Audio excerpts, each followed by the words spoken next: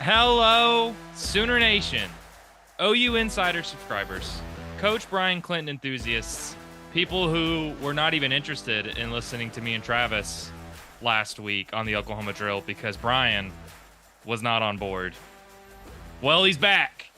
So that means this is the episode, the podcast for you. This is another episode of the Oklahoma Drill, fueled by OU Insider and the Rivals Network. I am Jesse Crittenden, and I am joined once again, after a 1 week absence, by the lead partner in this duo, the man that we couldn't do this podcast without, and that is Brian Clinton. Brian, you took a 1 week sabbatical. I didn't know what to do with myself, but you're back. How does it feel to be back after a 1 week absence? It's good. Yeah. It's, I can't imagine how difficult life is without me for you, Jesse. And I'm so glad that I can bring back that smile to your face. No, it's good to be back, man. I can't promise that there's not going to be some stammering and I could potentially fall asleep on air here, but I'm going to do my best not to. So appreciate you holding things down and glad I can be back. Well, Brian, just wanted to mention real quick, and I briefly touched on this last week, but for everybody out there, Brian, you and your wife Taylor had a beautiful baby boy a few days ago, and obviously that takes that takes precedent above everything else. And it's just also incredible that you're even doing this podcast today. But I mentioned for everybody to send their thoughts and prayers your way as there were some complications with your new baby boy. So I know there's been a lot of people who have followed along on Facebook. I know they've reached out to you, but just how are you doing? How's everything there? And anything that would be good to say before we dive into much less important OU football stuff. Yeah, no. First thing is I want to thank everybody for the thoughts and prayers for Bennett. It's been a very hectic 11 days for his beginning of life, but this time last week we were pretty terrified. Weren't really sure what things were gonna look like. Didn't know how long his stay was gonna be. Didn't know if we were gonna have to life flight to Oklahoma City and start a new kind of treatment. But um, you know, God's really kind of shown Himself in this moment for Bennett, and he's had a pretty miraculous recovery, and is doing great. He's still probably a week or two away from being able to come home. Mama got to hold him yesterday for the first time, which was incredible. I have not yet been able to hold him because I guess that's off limits for dads for a little bit. But it'll be just fine. We'll get through it and we'll figure things out here. So Well, we want to. I know you just said it, but last week I mentioned it on the show, and I yeah, just want to appreciate. I'm sorry. Um, my other boss is calling me. It's right on cue. So Okay. Well, man, I appreciate the update you just gave. I'm glad things are certainly better than they were a few days ago. And I just wanted to say I know I briefly mentioned um your situation last week, and there were a lot of people sending their well wishes, their thoughts, their prayers last week for you and your family. So appreciate everybody out there yeah, that sent those as well. Everybody that watched last week, all the OU Insider subscribers, all the YouTube listeners, all of that stuff. So, and most importantly, Brian, I'm personally glad that you're back with us this week. It didn't feel the same without you. Also, because guess what, dude? In like 9 days, OU football takes the field for the hmm, 2024 season. Just just crazy. And fall camp has absolutely flown by. And on what's the day? Wednesday? God, I can't even keep track what yes, days it is. It's Wednesday at like 1:40. last Yep. night we got to talk to Brent Venables, and 4 players. Got to talk to Grayson Halton, Michael Tarquin, Bauer Sharp, and Caden Woolard. As OU prepares for they're going to start opponent preparation, Temple preparation, I believe today. They're starting some opponent preparation, but yesterday brought us some interesting things from Brent Venables. And I think the first thing, Brian, to talk about is the one thing I know everybody's talking about, and that is the battle for the starting kicker spot. That's always at the top of the list of questions every season, you know. But I thought it was actually pretty interesting because Brent Venables said that this race has basically boiled down to Tyler Keltner and Zach Schmit. And, you know, he said Liam Evans, the walk on from Moore, has done some really good things. But it sounds like, you know, he's going to kind of have to wait his turn a little bit. And the other thing is that this is a battle that's going to go through the rest of this week. I mean, it's not going to be officially announced until the depth chart comes out, probably on Monday.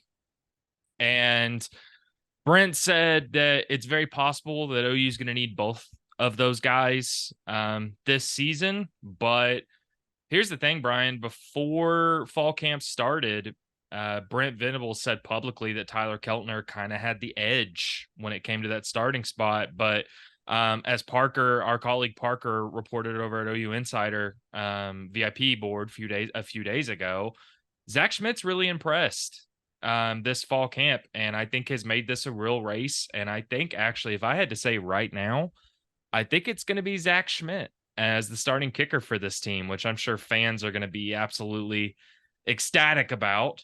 So I don't know, what does this all mean to you? And if Zach becomes the starting kicker, what does that say about him? What does that say about this kicking spot? I don't know. What are your thoughts when you hear that? Well, I mean, more important than ever. The kicking game will be more important than ever because if you were winning and losing games in the margins in the Big 12, that's going to be just as much, if not more, the case now in the SEC because you're playing teams that are more talented in some cases than you are, and that's not something you hear very often at a place like Oklahoma. So whenever you have a kicking battle like this going late into the fall camp portions of things, it's a little bit concerning.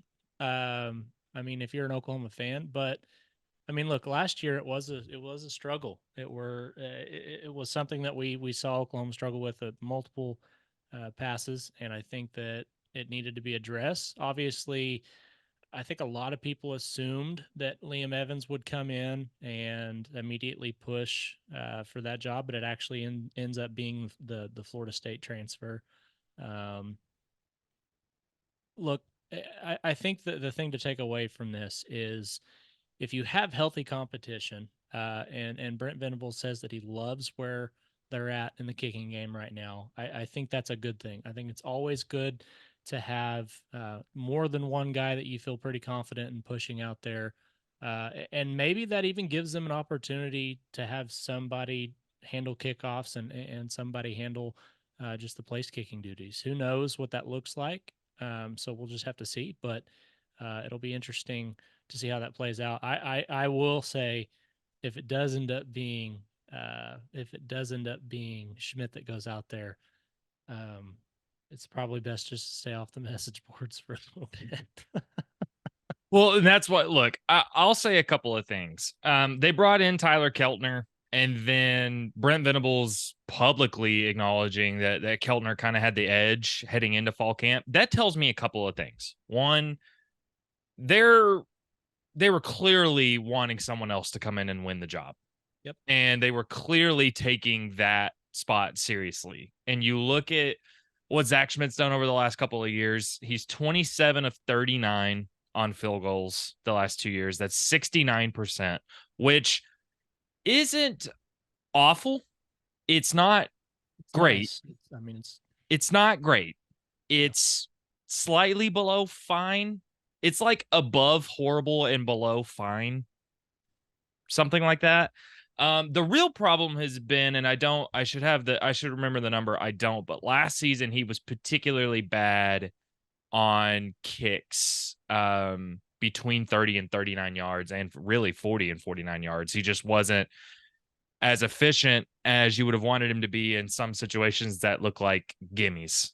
Right. He has made every single extra point that he's attempted over the last 2 years. I don't know how impressive that necessarily is, but I would say I think everything that I've heard, and everybody I've talked to has said this has been a kind of a rejuvenated Zach Schmidt this fall camp. I think he finally feels real pressure in a way that he hadn't the last 2 years. And I mean, even in open practice last week, I mean, most of what we got to see was kicks, Yeah. and he nailed a 55 yarder. I mean, nailed it. I mean, I think Parker and I were talking. I mean, I think it could have been good from 60 and possibly more. Now, look, practice doesn't, I mean, you still got to do it on the field. Yeah. But I would say, with the context of all of that, that if it is Zach Schmidt that goes out there as the starting kicker week one, that tells me he actually earned the job, because I Yes. think in some ways the odds were sort of stacked against him. Absolutely. I think the other positive, though, or the other thing, if you're an OU fan that's been unhappy with Zach Schmidt, which is most people, I do think the way this kicking battle has progressed, I think them bringing Keltner in, all of this stuff, I think that goes to show me that if it is Zach Schmidt, once things go sideways, they're not going to be afraid to put Keltner in. Right. And I wouldn't be completely shocked if we see both guys at times in the non-conference.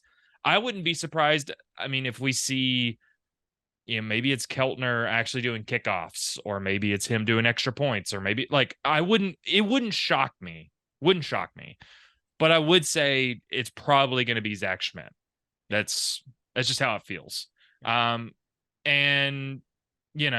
I think the other thing that Brent said, and this was something that's actually been talked about a little bit more, is the kind of guys he likes at the kickoff and punt returner spots. Now, he didn't specify who's working where, but he did say he named Jalil Farouk, Billy Bowman, Gavin Sawchuk, Javante Barnes, Sam Franklin, Brennan Thompson. Those were the guys he mentioned. So and Peyton Bowen, also he mentioned Peyton Bowen. So if we take that in context, Peyton Bowen got a lot of reps at punt returner during the spring. He's actually the only guy outside of Gavin Freeman and LV Bunkley Shelton last year that logged a punt return. Both those guys are no longer on the team. So, and he got a lot of those reps in the spring and fall camp. He has expressed a real motivation to be on punt return, and fans likely remember he was a standout punt returner at Guyer High School. I think he's going to be your starting punt returner. I think it's going to be Peyton Bowen. Now, at kick returner, Jalil Farouk, I think, had like all but 2 of the kickoff returns last season. Mm-hmm. I'd imagine it'll be Jalil Farouk again. And I think the only real question is who's going to get that spot next to him. I thought it was pretty interesting that he mentioned Sawchuk, Barnes, Billy Bowman, Sam Franklin. I mean, some guys that I think are likely to see the field and with some of those guys like Sawchuk and Billy Bowman, those are starters. Yep. So this turns into an interesting question, which is, what should the approach be when it comes to special teams and the kick and punt returner spots? Because I think some fans are going to say, well, can't we look further down the depth chart? Why are we going to risk injury? And I have my own thoughts on this, but do you lean more towards that viewpoint, or do you lean more towards the, hey, you just got to get your best guys on the field, injuries be damned, almost? So this is an interesting. I think this is probably one of those questions that, regardless of your level of football IQ, you're going to have differing opinions on this. I think you could go all the way up to like the NFL, and you see it in the NFL, how certain teams take this approach. But in my opinion, I think you put the ball in the hands of your best playmakers at all times, and you allow them to do what they do, and make a difference in the game. And if that means putting a guy like Peyton Bowen out there to return punts, because he is special at that, then I think you're shorthanding your team, if you're not allowing him to do that. Now I understand, um, you know, there are some drawbacks. Obviously, you're putting them in a position to potentially take some hits, especially in the kicking game where you have so much distance between the defenders and the returnee, or the returner. But I think for the most part, you've got to put your best athletes out there on the field. Now, would I've put Adrian Peterson out there?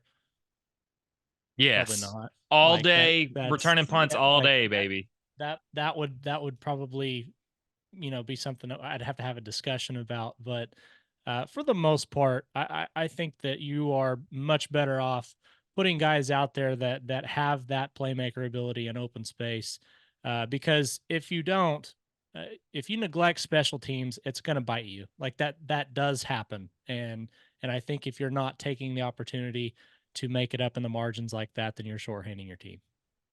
I agree. And I'm even gonna go further on this because I'm actually gonna get on my soapbox for a second. But before I do, Brian, have you noticed? I know the last few days and last couple of weeks have been absolutely chaotic for you, but have you noticed that it is just hot outside? Like it's like unbearably hot. It's like sticky. Yeah, it's like stupid hot outside.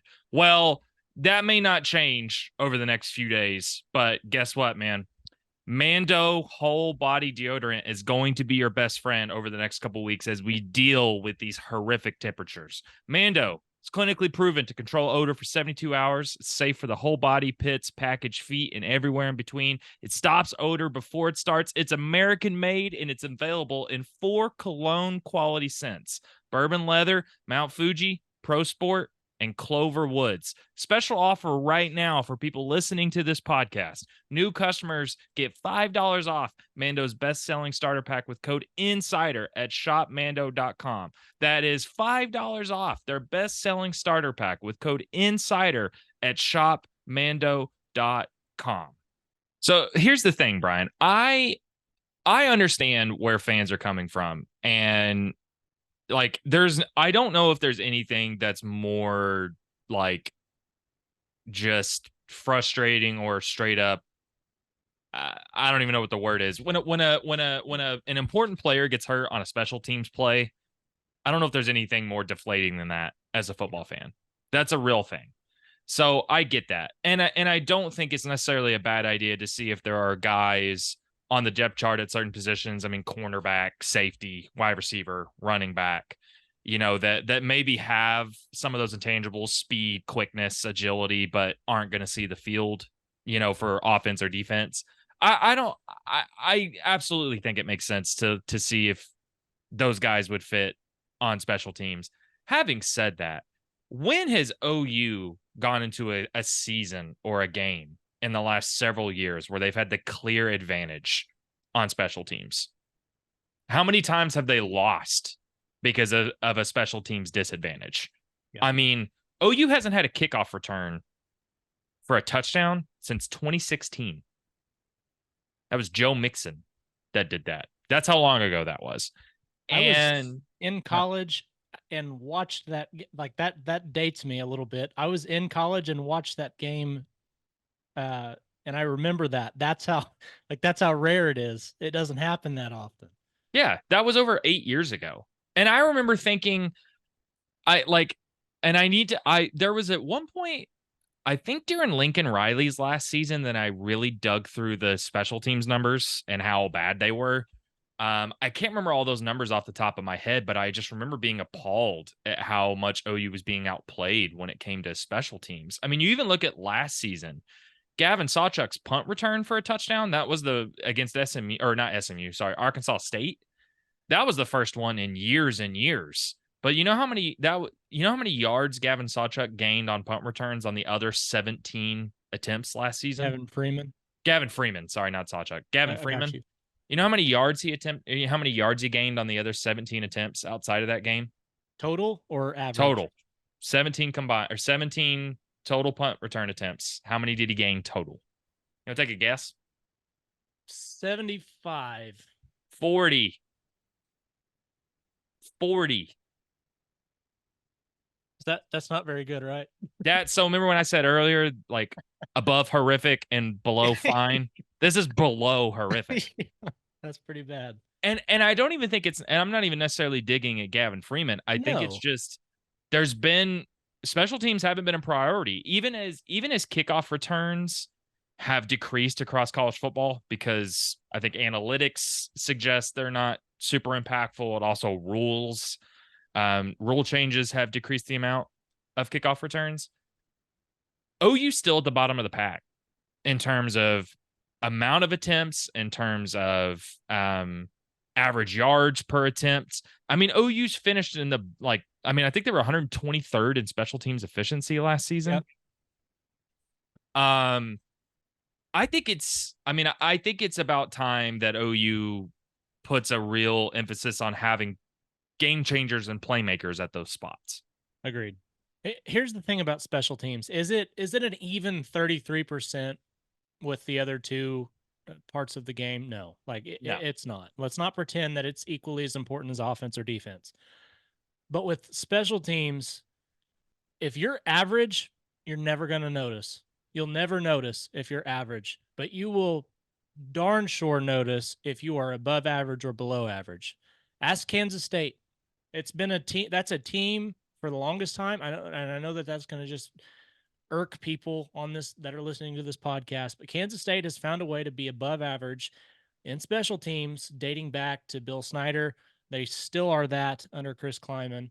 And that wins them football games, just like Oklahoma has lost football games thanks to special teams multiple times over the years. So if you're not average, at least it's gonna show up, and it's most likely gonna show up in the win loss column because that's where close games are decided. So yeah, you need to find a way to be top half of the country, and I think you'd be a lot better off if you're Oklahoma on that front. No, I agree. And that's why, look, that's why the starting kicking job actually is important because you could argue last season OU doesn't lose its 2 regular season games if they're better in special teams. 100%. And if you don't think there's going to be at least a game, if not 2, where OU's playing an SEC opponent that's about the same in terms of talent, or maybe OU even has a slight edge, but it comes down to a special teams play or 2, it's going to happen. And sometimes it's little stuff along the margins that end up making the difference when you go into a league that is this competitive. I did think it was interesting, because at the last open practice, we saw Angel Anthony and Des Malone fielding a lot of punts. Those guys weren't mentioned, but I do think even with those 2 guys and then the guys that Brent Venables mentioned, I think it's clear they're looking at like guys who are first or second on the depth chart at these spots. And I think even Peyton Bowen, who I've already said, and I said last week, I think he's going to play more than 600 snaps this season. I'm calling my shot on that. I think he's the perfect punt returner for this team. And a guy that wants to do it, has the skills and history to do it. I don't think you can afford to pull any punches. I think that's the overall message here. And I will say also, I think OU going out and hiring Doug Deacon out of San Diego State, who has an incredible track record with special teams efficiency, is helpful, but also the fact that he's going to be able to be on the sidelines during games. I was about to say that. Right. That's huge. It's one thing to get on the phone and like call up to the guy in the press box or have him relay those messages to somebody through another coach, but for him to be able to pull guys to the side, especially as you like, that's a guy who has made his living on special teams. I think that's going to be huge for them. It has to be an emphasis. It does. And if you don't think it's important, if you're one of the people on the other side of the screen watching this right now and you're like, why are we talking about the kicker? If you get to Death Valley at the end of the year, you got a tie ball game, 3 seconds left, and it comes down to that, tell me it's not important. Like, I mean, it's part of the game. So definitely worth noting. Or how, I mean, I'm telling you, there's going to be a game, and if you're an OU fan, obviously you're hoping it's the Oklahoma side, where it is a close game in the second half, and a Yep. team gets a big kickoff return, Yep. or a punt return, and sparks Yep. momentum. It's Yeah, gonna happen. it flips like that. It flips the field when you're playing games that are decided by field. Like field position is something that doesn't get talked about enough, and like we could really dive into that if we wanted to. But if you are consistently playing in plus territory, the odds are you're going to put more points up on the board, and fields are flipped in special teams. So like I mean it all boils down to putting your offense in good position and not putting your defense in bad position. It's like it sounds simple when you say it that way, but when people argue that special teams is inferior is not important, I just that's one way I need to know I probably should just end that conversation and move on. I'm gonna say this real quick before I throw out something that I hope doesn't derail the podcast too much. Luke Elzing is going to be your starting punter. He was great to end last season. He continues to solidify his grip on that position. No concerns there. I think he's going to be great. And this doesn't need to be a whole discussion, but this is, if just for the sake of having fun, because it's about to all get super serious starting next week. My hot take is we need to abolish kickoffs. That's my hot take. Okay. And people who have talked football with me before have likely heard me say that at one point, because it's the play in football where the most injuries happen. Yep. Historically. Okay. Two, we've already put rules in place that have removed the incentive to return kickoffs a bunch. I mean, that's why we've moved up where kickoffs even happen. We've moved the touchback spot from the 20 to the 25. I think it's the most boring play in football.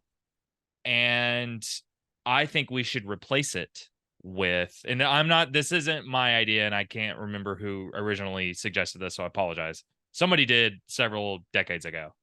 I think we should replace the kickoff with, once you score, once the extra point happens, the team that just scored gets the ball at like their own 30 at 4th and 15.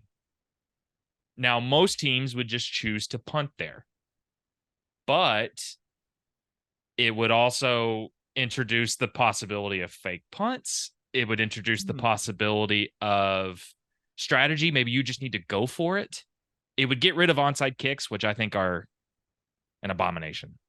That when you really think about onside kicks, they don't make sense. Imagine if onside kicks never existed and then you tried to implement them now. How stupid they would sound. And also punt returns are inherently more exciting than kickoff returns. So most of the time you're still accomplishing about the same goal. You're adding more excitement. I think you're adding more strategy, and I don't know. I think it's just more fun. I'd be willing to listen to that. I can't say just right off the bat that I agree with removing them, but I do like the fourth. I do love the 4th and 15. I have never heard that. The 4th and 15 on your own 30. I do like that. That's a really interesting concept. That would be a really fun way. And I would almost imagine, especially if you had a crazy good wide receiver on one team that was down by a couple of scores, like that would be a really good way of seeing teams come back late in games. With this discussion, real quick, I have to know: do you like where the NFL went with the kickoff? Is that progress with there being more incentive to return and less like injury prone, or do you think it's all kickoff, it's all stupid? No, look, I don't. I'm mostly being facetious when I say kickoffs are dumb. Like, I understand the purpose of them. Sure. And I think it's a really hard discussion to have, because you do want to eliminate injuries, particularly pointless injuries or avoidable injuries. Yeah. And I think player safety should always be the number one goal. At the same time, football is an inherently violent sport. It's an inherently physical sport. And I do think it is pointless to have rules. Not pointless. It is sort of pointless to have rules that disincentivize kickoff returns if we Yeah. have kickoffs. Yeah, Like, that why makes not? sense. Yeah, no, you're on base there. I agree with that. Why not? Why not just put the ball at the 25? Yeah. I mean, genuinely, if you're coming up with rules that disincentivize those, I mean, Yes. which OU's been on the lower end of kickoff return attempts in recent years, but you know how many kickoff returns OU had last season? 21. Like, Wow. actually brought it out from the end zone. So in 13 games, they didn't even average 2 a game. Wow. When you think about it that way, it's almost more ceremony this at this point. Right. Kickoffs to me are. Yeah. So I think it's a really hard, or I think it's a really nuanced discussion that you could really break down the ins and outs of. Yeah. Well, and I don't think that we're with as much change as we've seen to that aspect of the game. I don't think that we're that far off from that being a potential reality of it being removed. I mean, it's changed so much just in our lifetimes. So, yeah, you're right. It is more ceremonious than anything right now. So Well, to bring it back to OU, they are going to have kickoffs this year, and that much you can guarantee. yes, I can guarantee that. And OU needs to find some guys that can make a difference there. I think Brennan Thompson at kickoff is a really interesting. Love. Yeah, I'm so glad you went there. yeah. Woo.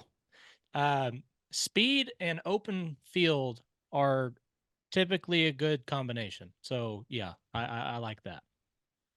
I agree. Also, because I don't know how much he's going to play Right. this year, which leads into the next thing to discuss, which is that Brent Venables said that Angelo Anthony has no limits right now. Now, that is consistent with what we've seen in open practice, what we've heard, which is he's been dressed out and participating a lot in practices. Obviously, it's the huge sign considering he had the season ending knee injury at Texas last year and missed most of the spring. Um, I got the impression that this is more about how he's medically cleared and less about them trying to push him full throttle. Yeah. Um, I do think he'll play week one. I think he's going to be on the field week one. My only wonder, and I don't want to speculate too much, but I do wonder because it is against Temple, which no disrespect to Temple, but season opener Friday night, OU's first game as an SEC member. OU probably wins that. OU will probably win that game pretty handedly. I do wonder because to me, I think you can almost kick the can down the road in a weird way when it comes to making concrete decisions about the wide receiver depth chart. Because that's been me personally wondering how OU is going to handle all of that. To Mhm. me, you have a ready-made Jalil Farouk, Nick Anderson, Deion Burks as your starters week one, and you bring in Angelo Anthony for reps off the sideline. Yeah. That's what I think. I don't know what again. Not trying to speculate too much. What would you say? Yeah, no. I like that, and the thing that you said about him being more. This is more about him being medically cleared than them really pushing him. ACL injuries in particular, you hear this all the time, and it's so true.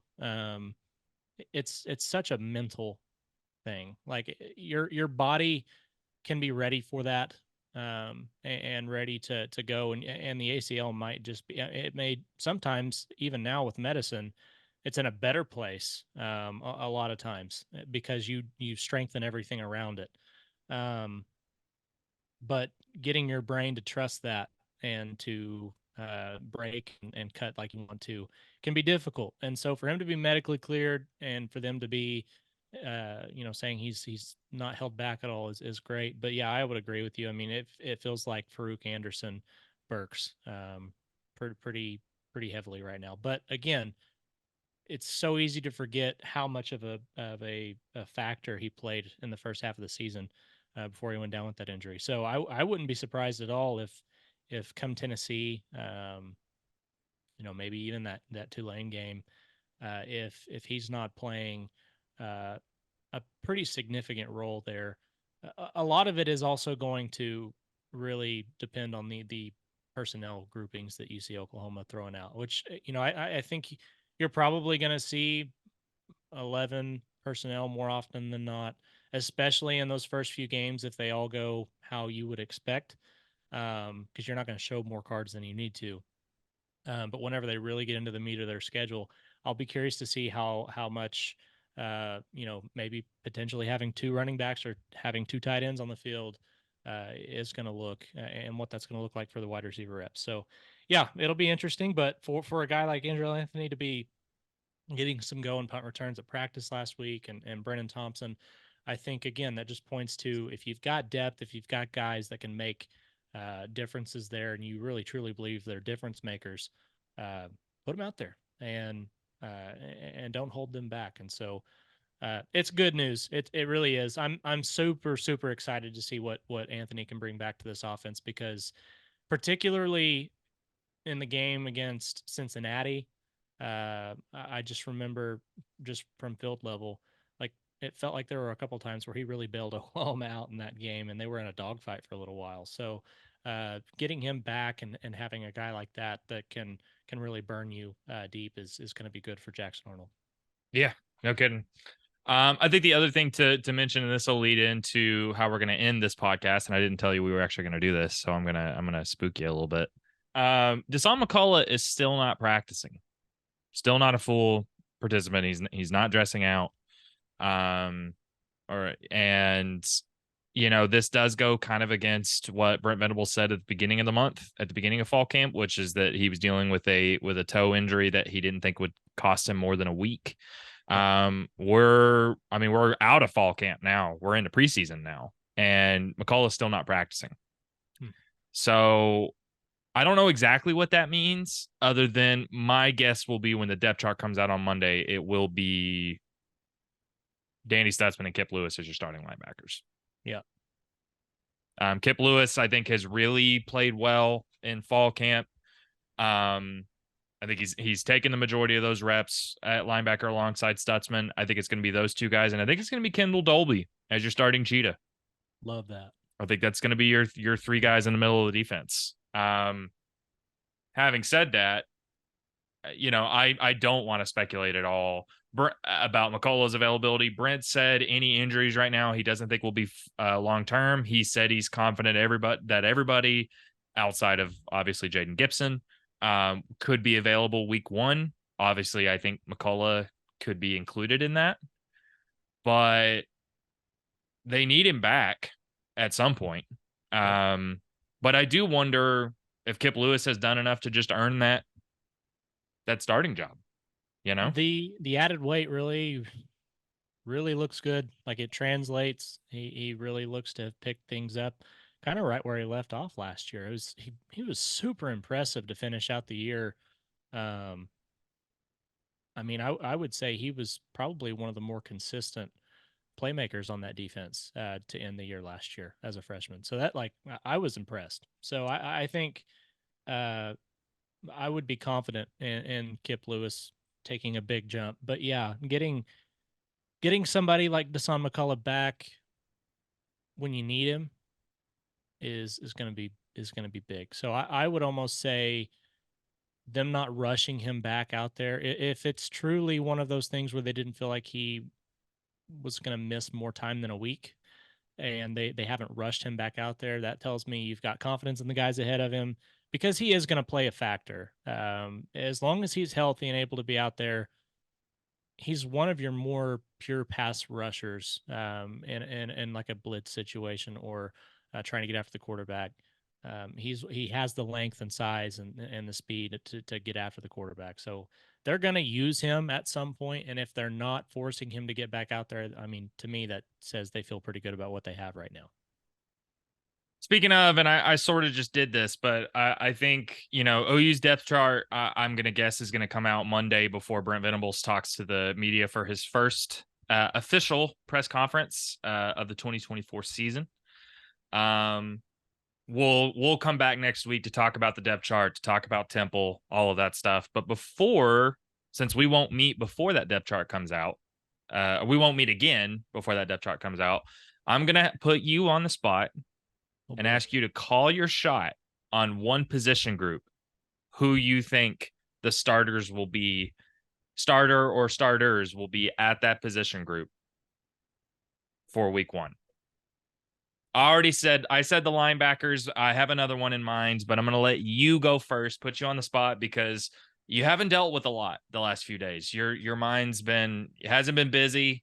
You've had a lot of time to think about this, So I'm putting you on the spot. I'm going to go out on a limb here. Yes. Jackson Arnold's going to start a quarterback. You stole my joke, you jerk. Let's see.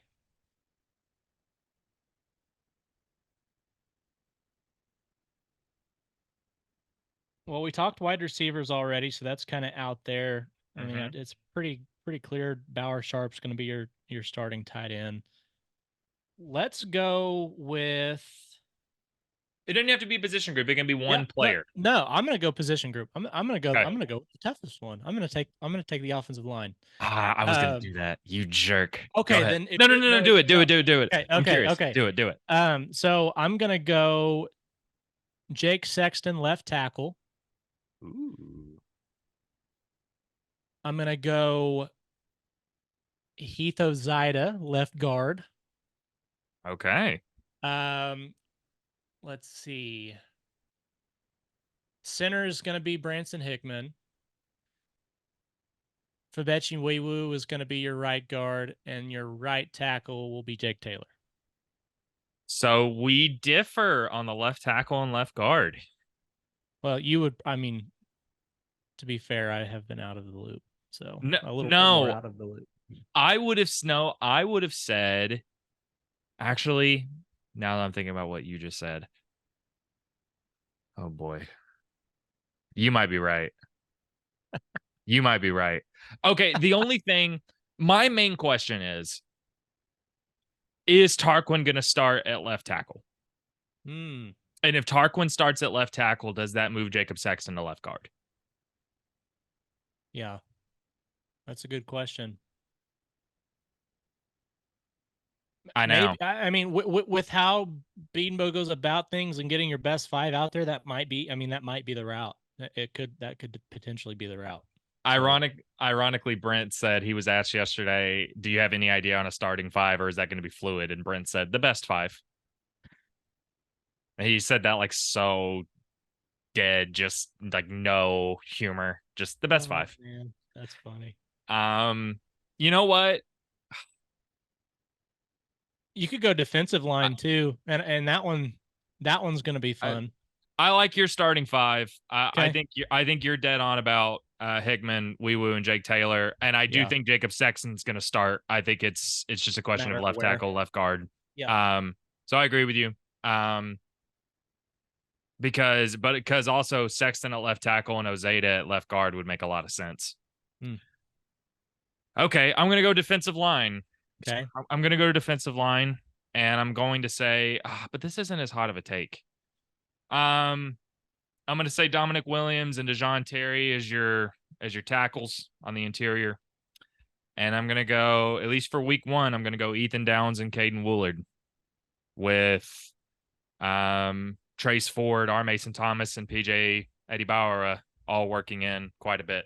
I do think R. Mason Thomas and PJ are going to be your third down and obvious passing situations guys. I think those two in tandem are going to play a lot. You better be careful throwing that up on this podcast. Wait, why? You're gonna get screenshotted. Oh God, I wasn't even thinking about that. Anyways, there's one spot on that defensive line. I actually think, and this isn't really a hot take. I mean, you've heard people talk about. I think Jaden Jackson's going to be one of the ones. Ooh, I love it. I think it'll be Dominic Williams, Jaden Jackson. 1 and 2. I think those are your. I think that's your nose and your 3 tech. I love that. So Grayson Halton actually said yesterday that Jaden Jackson and David Stone have really pushed the older guys in that room. that's fantastic news. And both those guys have gotten time with the ones. Jaden Jackson in particular. That's awesome. I'm excited. I am genuinely. Those might be outside of Taylor Tatum, just because I cannot wait to see him run the football. I think those might be the 2 guys I am most excited about seeing. Like freshmen, I'm most excited about seeing. Yeah. So I agree with you there. It'll be interesting to see. We'll know for sure on Monday, unless Brent lampoons us and puts a bunch of oars. That will happen. The depth chart. It's going to happen. That's going to happen. It's going to happen. We'll be back here next week to talk about that depth chart and to do our first official Oklahoma drill pregame analysis of the season, of the 2024 season. That's all going to night game. For a Friday night game. Oh, that's right. We're going to need to get this published because we have been publishing on Fridays the last couple of weeks. We're going to need to get that pushed to Thursday. Oh, yeah. Oh, boy. But, hey, we'll be there. We will be there. OU Insider will be at Gaylord Family Oklahoma Memorial Stadium on Friday night to cover their season opener against Temple. We'll be back here on the Oklahoma Drill to preview that game, to talk about the depth chart. Make sure to go over to OU Insider and subscribe. Become a VIP member today. We're actually recording this as a certain 5-star offensive lineman is set to make his commitment. So we couldn't get that on this episode, but you can head over to ouinsider.com or make sure to subscribe to this OU Insider YouTube channel to get all the latest on that and all the latest on the 2024 season. Pretty big one. Until then, appreciate you guys hopping on. Brian, it was good to have you back. And we'll see you guys next week on the Oklahoma Drill.